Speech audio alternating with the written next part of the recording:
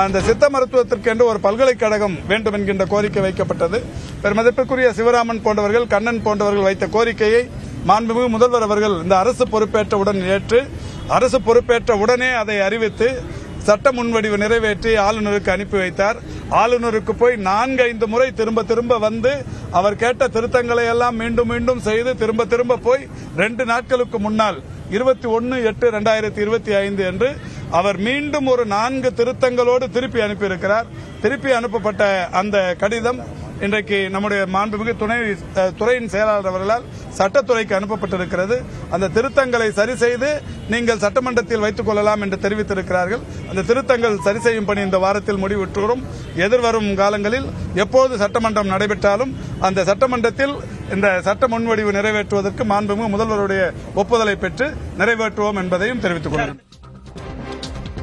அண்ணா பெயரில் சித்த மருத்துவ பல்கலைக்கழகம் அமைப்பது தொடர்பாக ஆளுநர் அதற்கான மனுவை திருப்பி அனுப்பியிருப்பதாகவும் திருத்தப்பட்டிருக்கக்கூடிய தீர்மானம் மீண்டும் முன்மொழியப்படும் என்றும் அமைச்சர் மா சுப்பிரமணியன் தெரிவித்திருக்கிறார்.